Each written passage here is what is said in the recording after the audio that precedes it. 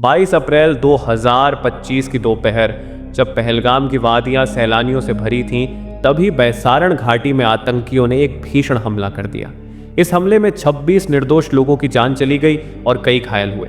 यह हमला सिर्फ लोगों पर नहीं बल्कि पूरे भारत के दिल पर किया गया था। उस एक पल ने फिर से एक सवाल खड़ा कर दिया, क्या अब समय आ गया है कि भारत पाकिस्तान को करारा जवाब दे?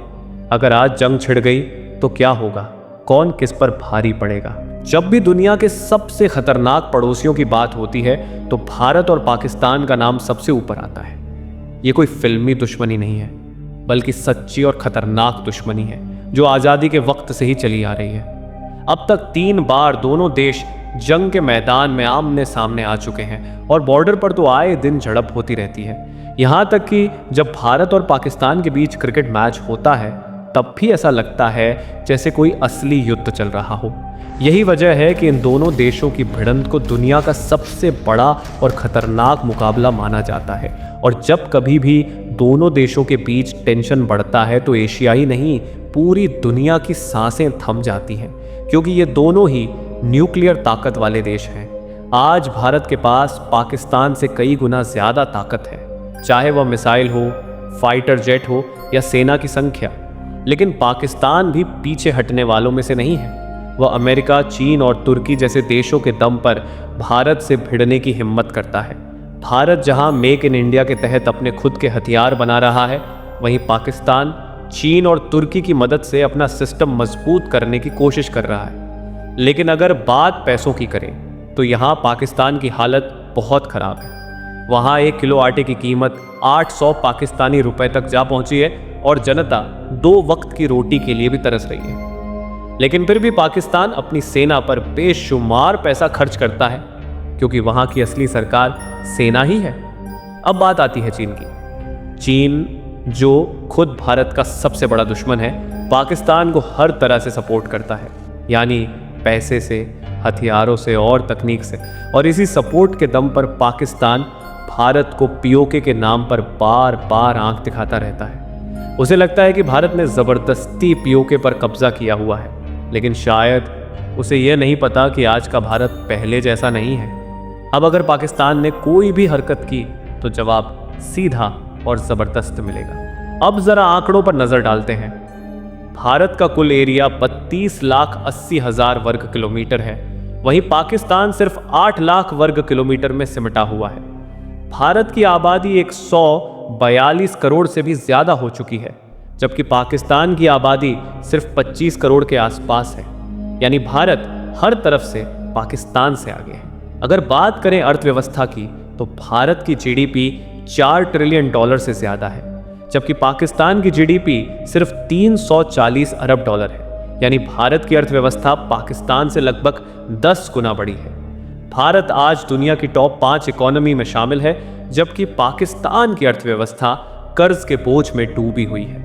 IMF, वर्ल्ड बैंक और चीन जैसे देशों से कर्ज लेने के बावजूद पाकिस्तान आर्थिक संकट से ऊपर नहीं पा रहा है। भारत अपने डिफेंस पर हर साल करीब $75 बिलियन खर्च करता है, जबकि पाकिस्तान सिर्फ $10 बिलियन। लेकिन पाकिस्तान की हालत ऐसी है कि यह 10 बिलियन भी जनता की थाली से उठाकर फौज को दिया जाता है। अब अगर बात करें ग्लोबल मिलिट्री रैंकिंग की तो भारतीय सेना को दुनिया की 4थी सबसे ताकतवर सेना मानी जाती है। इसके मुकाबले पाकिस्तान की सेना को 7वें स्थान पर रखा गया है, और वो भी सिर्फ इसलिए क्योंकि उसके पास परमाणु हथियार हैं, वरना पारंपरिक हथियारों और टेक्नोलॉजी के मामले में वह भारत के आगे कहीं नहीं टिकता। अब बात करते हैं भारत और पाकिस्तान की सैन्य ताकत के उस पहलू की जो जंग के मैदान में सबसे पहला और निर्णायक रोल अदा करता है, मतलब ग्राउंड फोर्स यानी थल सेना की। जब दुश्मन सरहद पर खड़ा हो और गोलियों की बौछार के बीच सैनिकों को आगे बढ़ना हो, तब सेना की ताकत का असली इम्तिहान होता है। और भारत की थल सेना उस परीक्षा में हमेशा अव्वल रही है। सबसे पहले बात करते हैं टोटल एक्टिव ड्यूटी पर्सनल की। भारत के पास इस वक्त लगभग 14,45,000 सक्रिय सैनिक मौजूद हैं, जो हर समय देश की रक्षा के लिए तैयार रहते हैं। इसके मुकाबले पाकिस्तान के पास केवल 6,50,000 के आसपास एक्टिव पर्सनल हैं, यानी भारत से आधे भी नहीं। यही नहीं, भारत के पास रिजर्व फोर्स और पैरामिलिट्री फोर्स को मिलाकर इतनी बड़ी ताकत है कि किसी भी दुश्मन देश की नींद उड़ाई जा सकती है। अब नजर डालते हैं टैंक फोर्स पर। भारत के पास 4700 से भी ज्यादा मेन बैटल टैंक मौजूद हैं, जिनमें अर्जुन, T-90 और T-72 जैसे घातक टैंक शामिल हैं, जबकि पाकिस्तान के पास बैटल टैंक्स की संख्या लगभग 3800 के करीब है, जो ज़्यादातर पुराने चीनी और यूक्रेनी डिज़ाइनों पर आधारित हैं। सेल्फ प्रोपेल्ड आर्टिलरी की बात करें तो इस मामले में पाकिस्तान थोड़ी बढ़त रखता है। उसके पास लगभग 800 यूनिट्स हैं, जबकि भारत के पास ये संख्या करीब 150 है। लेकिन असली खेल तब बदलता है जब बात आती है टोड आर्टिलरी की। भारत के पास 3300 से अधिक टोड आर्टिलरी यूनिट्स हैं, जिनकी मार्क क्षमता और लोकेशन फ्लेक्सिबिलिटी युद्ध में निर्णायक साबित होती है। पाकिस्तान यहाँ भी भारत से थोड़ा पीछे है, उसके पास लगभग 3200 यूनिट्स हैं। अब बात करते हैं रॉकेट लॉन्चर्स की। भारत के पास 1000 से ज़्यादा मल्टी बैरल रॉकेट लॉन्चर्स हैं, जिनमें पिनाका, स्मर्च और ग्रैड जैसे घातक सिस्टम शामिल हैं, जबकि पाकिस्तान के पास इनकी संख्या लगभग 1800 के आसपास बताई जाती है। लेकिन यहाँ ध्यान देने वाली बात यह है कि भारत के रॉकेट सिस्टम अधिक आधुनिक और स्वदेशी हैं, जबकि पाकिस्तान का अधिकांश सिस्टम दूसरे देशों से खरीदा हुआ होता है। अब नज़र डालते हैं आकाश की ओर, यानी एयर फोर्स की ताकत पर। भारत के पास 2500 से अधिक मिलिट्री एयरक्राफ्ट हैं, जिनमें से 500 से ज़्यादा फाइटर जेट्स और इंटरसेप्टर यूनिट्स हैं, जैसे कि राफेल, सुखोई 30, MKI, तेजस और मिराज। वहीं पाकिस्तान के पास लगभग 1500 एयरक्राफ्ट हैं और इनमें से 400 के करीब फाइटर जेट्स हैं, जिनमें F-16, JF-17 थंडर और मिराज 5 जैसे पुराने विमान शामिल हैं। बॉम्बर और ग्राउंड अटैक एयरक्राफ्ट की बात करें तो भारत के पास 130 यूनिट्स मौजूद हैं, जिनमें मिराज और जगुआर जैसे घातक विमान शामिल हैं। पाकिस्तान के पास इनकी संख्या सिर्फ 90 के आसपास है। अब बात करते हैं अटैक हेलीकॉप्टर की। भारत के पास 150 से ज़्यादा यूनिट्स हैं, जिनमें रुद्र, अपाचे और LCH जैसे आधुनिक हेलीकॉप्टर शामिल हैं, जबकि पाकिस्तान के पास इन हेलीकॉप्टर्स की संख्या लगभग 130 के आसपास है। अब आते हैं सबसे खतरनाक और निर्णायक हथियार पर, यानी कि न्यूक्लियर वॉरहेड्स। रिपोर्ट्स के अनुसार भारत के पास लगभग 164 न्यूक्लियर वॉरहेड्स हैं, जबकि पाकिस्तान के पास 170 से थोड़ा अधिक होने का अनुमान लगाया गया है। लेकिन यहाँ सिर्फ हथियारों की गिनती ही सब कुछ नहीं होती। असली फर्क तब आता है जब देखा जाए कि कौन इन हथियारों को कैसे और किस सिस्टम से इस्तेमाल करता है।